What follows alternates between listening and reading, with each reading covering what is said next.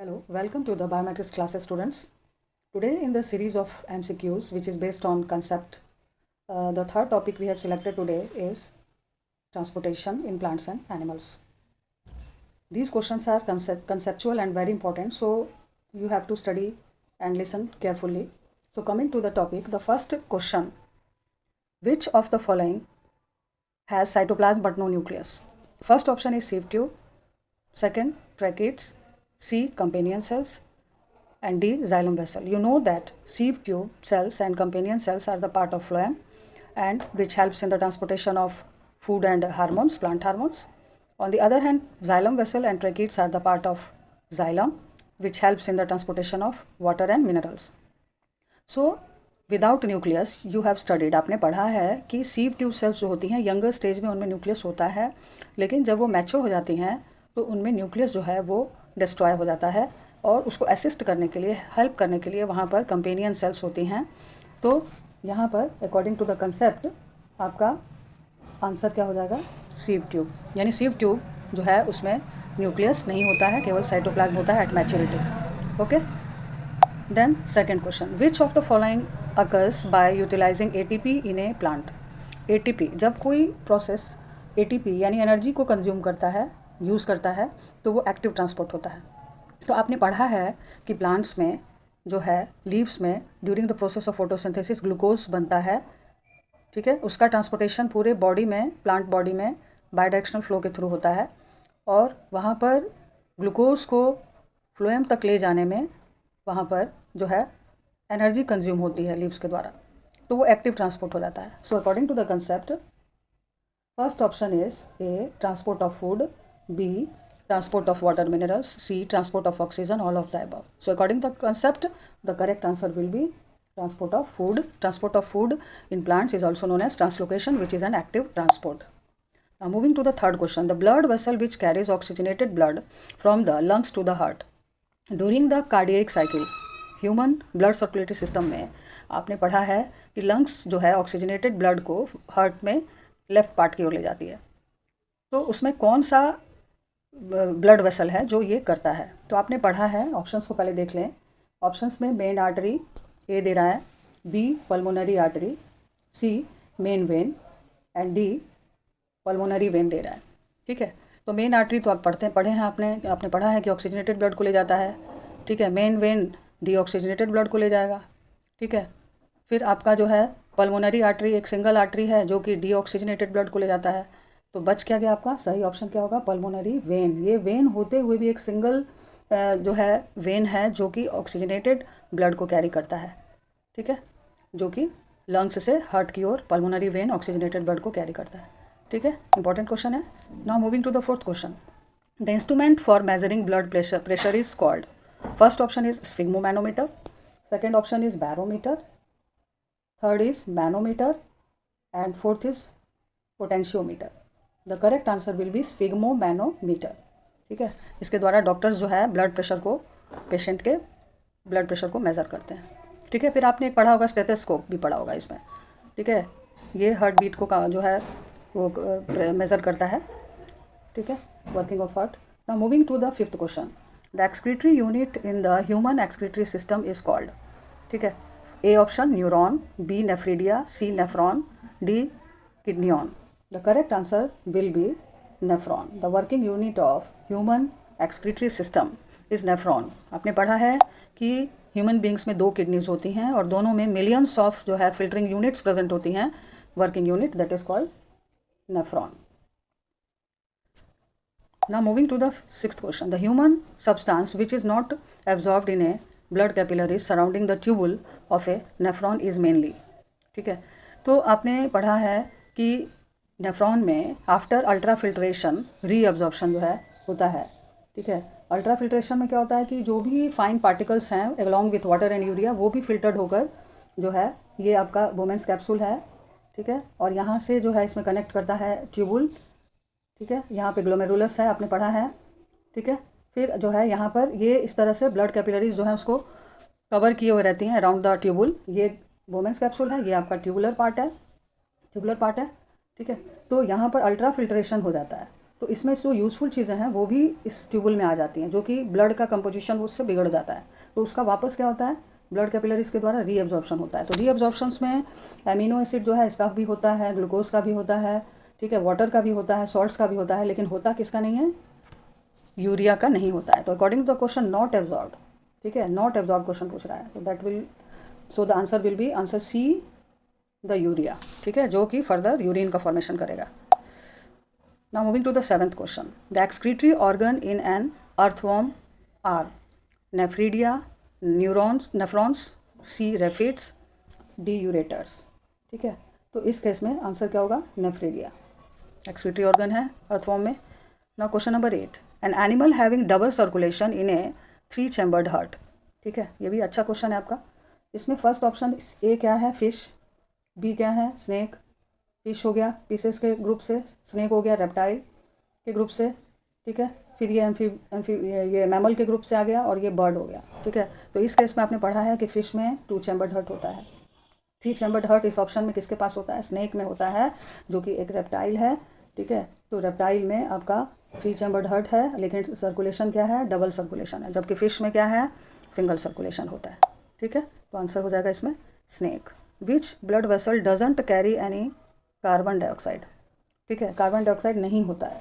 तो आते हैं इसमें हम लोग, फर्स्ट है हिपैटिक वेन, सेकंड है B pulmonary vein, C pulmonary artery and D vena cava, ठीक है।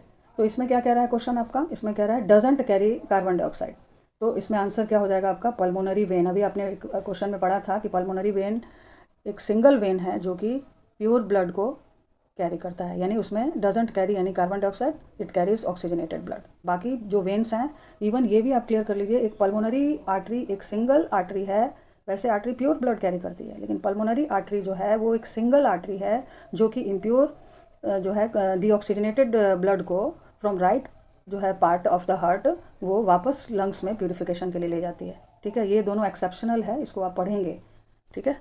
नेक्स्ट आते हैं, so moving to the 10th question. Which of the following carries substances upward as well as downwards in a plant? That is bidirectional flow इसको हम लोग कहते हैं, यानी रूट्स की ओर भी ले जा रहा है और फिर एरियल अबव पार्ट्स में भी ले जा रहा है, ठीक है। तो फर्स्ट है जाइलम, ए, बी है कंपेनियन सेल्स, सी है फ्लोएम एंड डी है ट्रैकिड्स, ठीक है। तो जाइलम वाटर और मिनरल्स का करता है, जो कि यूनी डायरेक्शनल है, केवल अपवर्ड डायरेक्शन में होता है, ठीक है। कंपेनियन सेल्स एक पार्ट है फ्लोएम का, C phloem and D tracheids. तो correct answer will be phloem. Phloem में जो है बाई डायरेक्शनल फ्लो होता है, that means in both direction upward as well as downward direction, okay.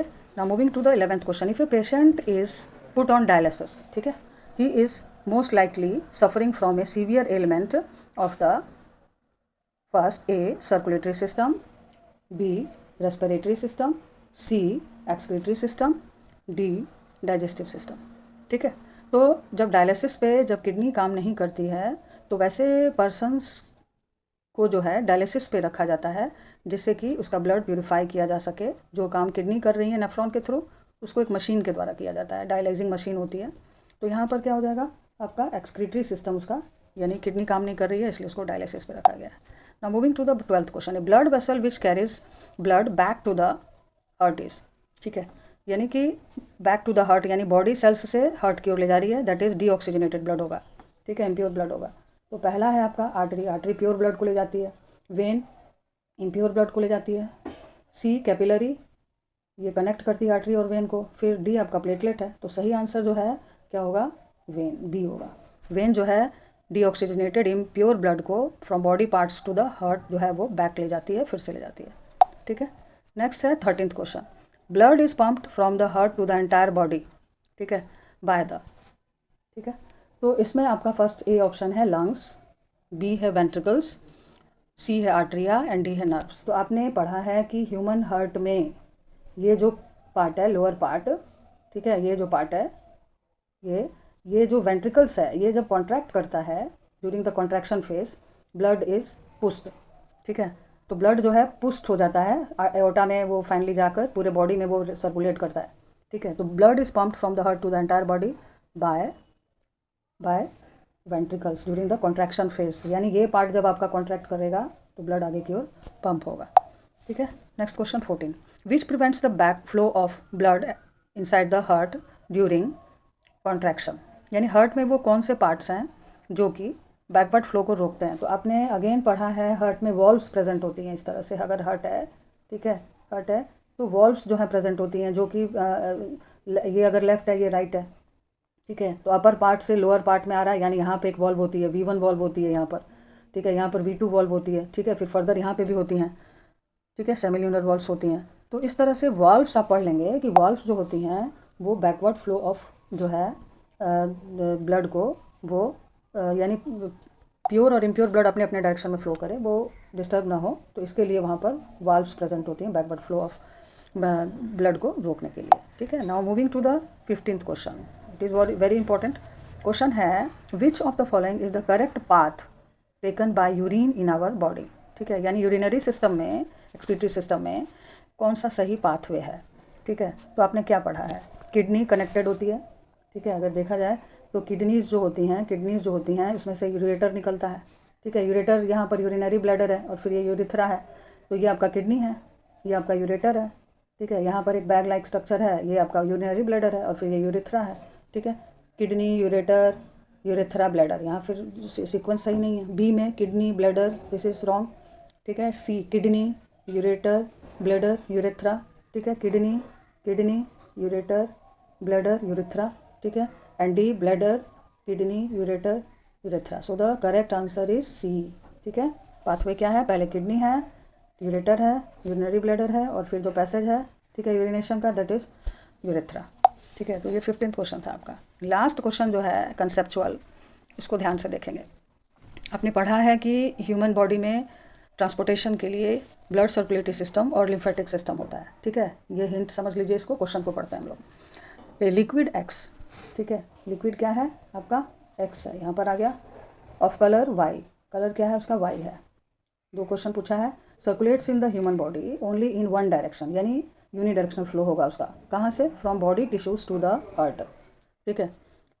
फिर क्या है, among these things liquid X contain germs, यानी लिक्विड एक्स जो है उसमें जर्म्स होती हैं, फ्रॉम सेल्स जो है एंड डेड सेल्स, उसके अंदर जर्म्स प्रेजेंट होता है लिक्विड के अंदर। The liquid X is cleaned of germs and dead cells by special type of white blood cells called Z, ठीक है, यानी x Y Z.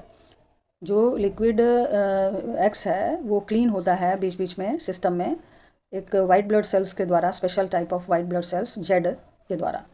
This clean liquid is then put into blood circulatory system in subclavian veins. तो ये आपका question है, ठीक है। अब जो है इसमें हम आते हैं क्वेश्चंस पे, क्या कह रहा है। फर्स्ट क्वेश्चन कह रहा है व्हाट इज, ये क्वेश्चन है, व्हाट इज लिक्विड एक्स, ठीक है, एंड व्हाट कलर वाई। तो एक्स क्या लिक्विड है, ठीक है। तो आपने पढ़ा है कि एक लिम्फेटिक सिस्टम में एक लिक्विड होता है, ठीक है, जो कि बॉडी टिश्यूज से वो हार्ट की ओर जाता है, ठीक है, सिंगल मतलब डायरेक्शन में जाता है। तो बॉडी टिश्यूज से आपने पढ़ा है कि उसमें लार्ज प्रोटीन फैट के साथ साथ जो है जर्म्स वगैरह प्रेजेंट होती हैं। तो वो लिक्विड एसेंट से क्या समझ में आ रहा है कि ये जो आपका एक्स है वह क्या है, लिम्फ हो जाएगा, क्या हो जाएगा, लिम्फ हो जाएगा, ठीक। और कलर उसका क्या होगा, लाइट येलो होगा, ठीक है, क्योंकि इसमें आरबीसी प्रेजेंट नहीं होता है, लाइट येलो हो जाएगा, ठीक हो गया। तो फर्स्ट लिक्विड हो गया एक्स, हो गया लिम्फ, और कलर क्या हो गया, लाइट येलो, क्योंकि आरबीसी एब्सेंट है उसमें। व्हाट इज़ जेड, ठीक है। तो according to the lymphatic system अगर हम पहचान रहे हैं तो जेड क्या है, लिम्फोसाइट्स है, white special type of cells जो है वह क्या है, लिम्फोसाइट्स हैं, जो कि जर्म्स को क्लीन किल करके जो लिक्विड एक्स है यानी लिम्फ है उसमें जो भी इम्प्योरिटीज़ हैं उसको क्लीन करता है वो, ठीक है। तो लिम्फोसाइट हो जाएगा जेड। अब आते हैं C, the liquid X is somewhat similar to the component of blood, ठीक है। जो लिक्विड एक्स है वो किसी कंपोनेंट ब्लड में आप पढ़ते हैं, क्या है, blood plasma, RBC, WBC, platelets. तो एक्स क्या है आपका, क्या किस कंपोनेंट से मिलता है, तो वो होगा ब्लड प्लाज्मा, क्योंकि येलोइश कलर लिक्विड है यानी आरबीसी उसमें एब्सेंट है। तो किससे वो कंपोनेंट वो क्या है, किससे वो सिमिलर है, तो ब्लड प्लाज्मा से वो सिमिलरिटी रखता है, ठीक है। लास्ट क्या है, why is liquid X not red, ठीक है, because RBC is absent, RBC जो है रेड ब्लड सेल्स इसमें एब्सेंट होता है, इसलिए वो रेड नहीं होता है, लाइट येलोइश लिक्विड होता है, ठीक है, तो ये सारे क्वेश्चंस आपके कंसेप्ट को भी बिल्डअप कर रहे हैं। आप इसको अच्छे से पढ़ लेंगे और जो है एग्ज़ाम के लिए इसको प्रिपेयर करके जाएंगे, ताकि आपका जो भी कंसेप्टिव असर्शन बेस्ड क्वेश्चन हो वो सॉल्व हो सके। Thanks for watching the video. Please like and subscribe my channel. Okay, thanks.